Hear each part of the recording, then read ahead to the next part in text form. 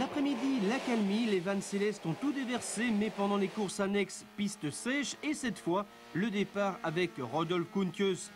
Dans le peloton, plus précisément au 4e rang, la Honda va tenter de trouver l'ouverture, ce qui ne sera pas une mince affaire. Bachelard, De Deen, Tillekaerts, Rothart, Montron et David, ça se bouscule au portillon.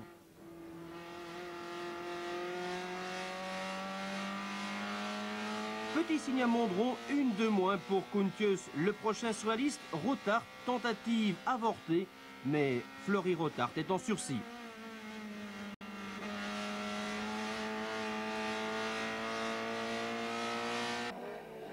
Le top 5 dans l'ordre, De Deen, Tillekaerts, Bachelard, Rothart et Koentjes.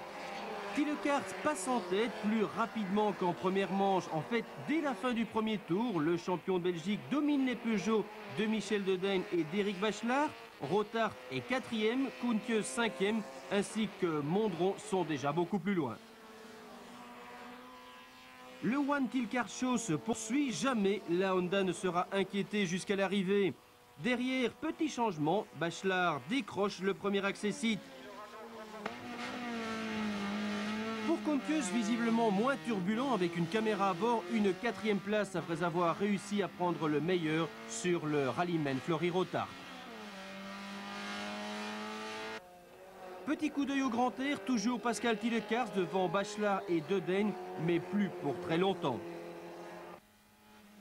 Rodolphe Koentjes repasse à l'attaque avec une Honda beaucoup plus performante et décourage définitivement Michel De Deen qui doit laisser échapper la 3e place.